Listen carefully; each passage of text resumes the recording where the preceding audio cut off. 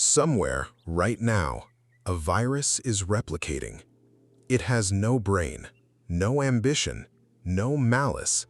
It doesn't want to kill you. It just copies itself. And yet, in doing so, it has shaped empires, ended dynasties, rewritten the course of human history. Today, we're going on a journey from the Black Death of the 14th century to a tiny rodent lurking in your garden shed, carrying one of the most dangerous viruses you've probably never heard of. This is the story of epidemics, and what they tell us about the one thing we never fully control, the invisible enemy inside the air we breathe. Before we step back, let's get something straight. Because there is one word that gets thrown around constantly in hospitals, in headlines, in this very video, and most people only half understand it. Virus. A virus is not a bacterium. It is not a fungus. It is not even technically alive. It is a strand of genetic material, either DNA or RNA, wrapped in a protein coat called a capsid. Some viruses also have an outer envelope, a lipid membrane acquired from the host cell membrane during the process of budding out of the last cell it infected. That's it. No metabolism, no movement, no heartbeat. Just instructions waiting to be read. When a viral particle called a virion enters your body, it hijacks your own cells, forces them to produce thousands of copies of itself, and then moves on. Your body, meanwhile, declares war. The fever, the aches, the exhaustion you feel when you're sick, that's not the virus hurting you directly. That's your immune response, your body's army fighting back. Now, with that in mind, let's go back, way back. The year is 1347. A fleet of Genoese trading ships arrives at the port of Messina, Sicily. The sailors aboard are either dead or dying, their skin covered in dark, swollen lumps, weeping blood and pus. The ships were turned away immediately, but it was too late. What followed was the Black Death, the most devastating pandemic in recorded human history. The Black Death, caused by the bacterium Yersinia pestis, spread by fleas on rats, killed an estimated 30 to 60% of Europe's entire population within 4 years. But here is the important nuance. Plague was not a single event. It was a recurring outbreak. It returned again and again for the next 3 centuries. And it forced, for the first time in history, a medical concept we still use today: quarantine. The city of Ragusa, modern-day Dubrovnik, in 1377, passed a law requiring all arriving ships to anchor offshore for 40 days before anyone could set foot on land. Not because they understood germ theory, that wouldn't come for 500 more years, but because they noticed a pattern. They observed, they recorded, they acted. That instinct, observe, record, act, is the foundation of epidemiology, the science of how disease spreads through populations. Smallpox, typhus, cholera, influenza. Each wave of epidemic taught medicine something new. Edward Jenner's 1796 vaccination against smallpox, using material from cowpox lesions, became the first deliberate use of a related pathogen to train the immune system.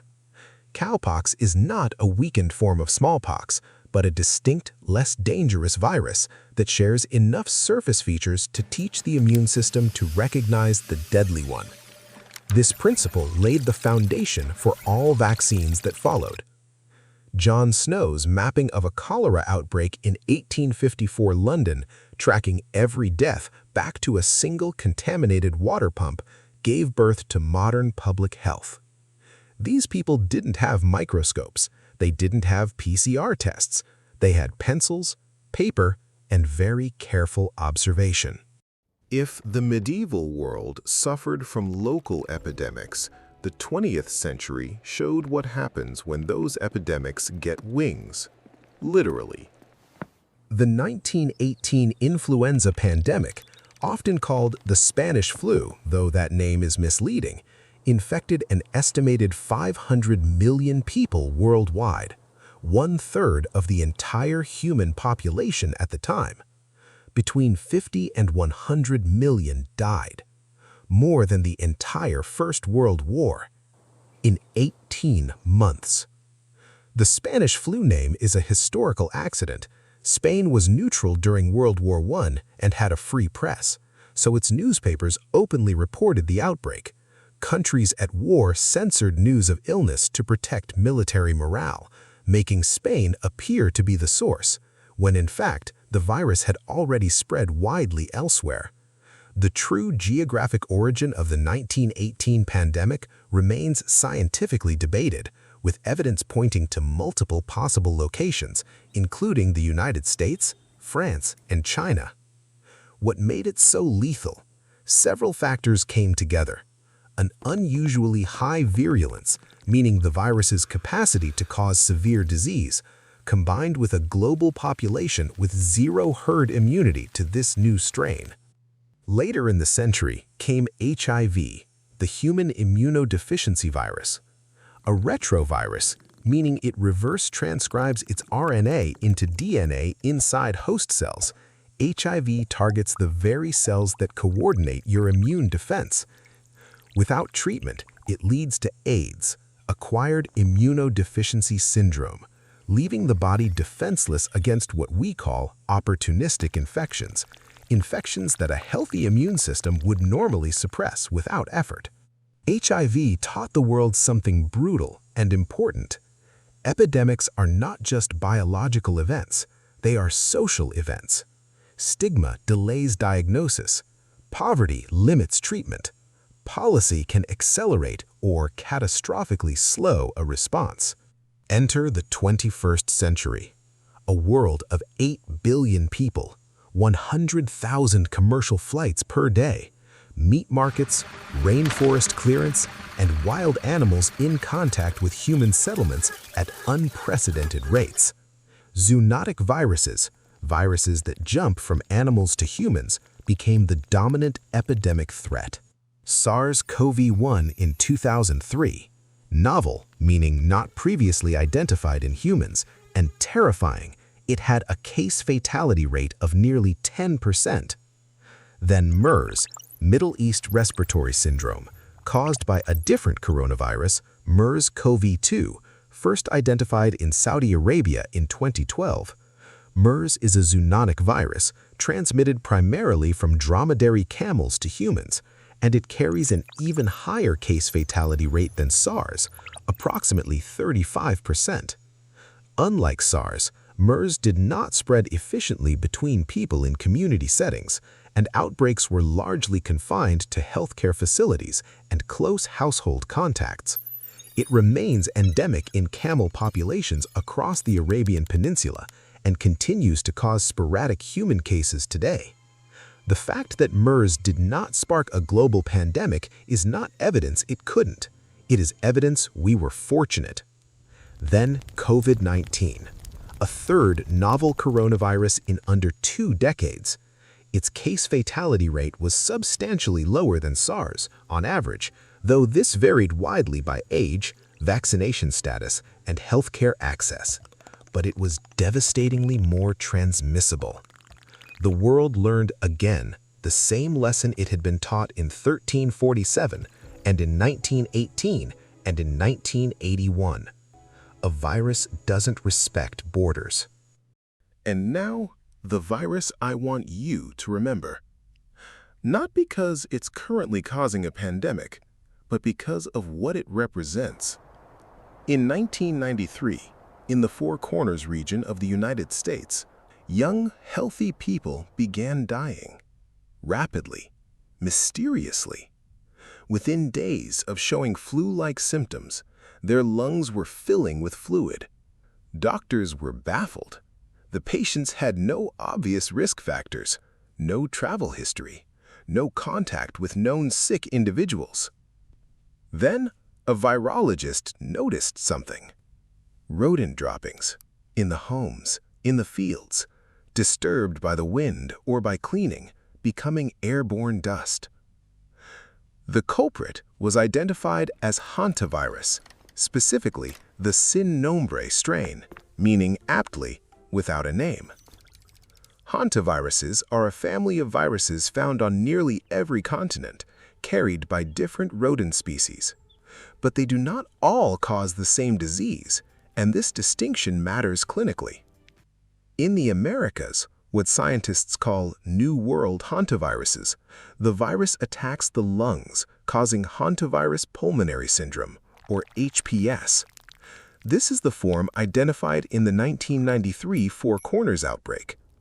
Hantavirus pulmonary syndrome, a severe, often fatal respiratory disease caused by New World hantavirus strains, transmitted via inhalation of aerosols contaminated with infected rodent excrement.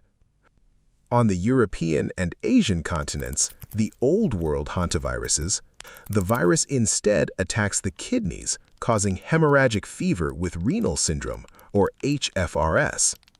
This form is far more common globally.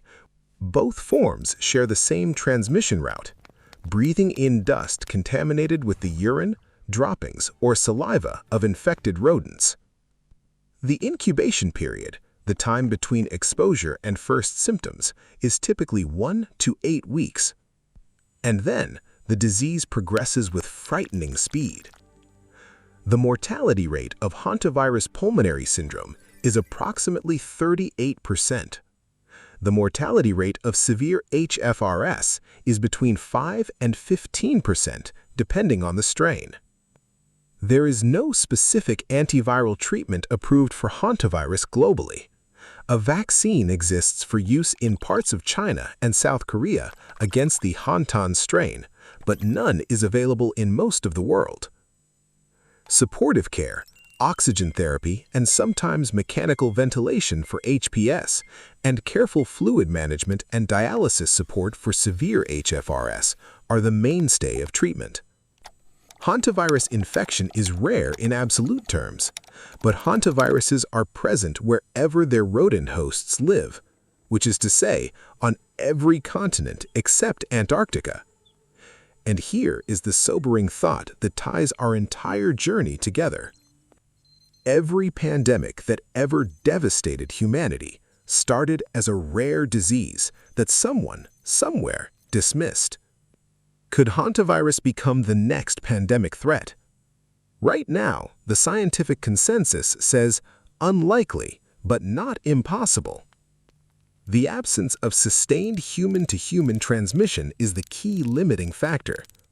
A virus that cannot efficiently pass between people cannot sustain a pandemic chain. But viruses mutate.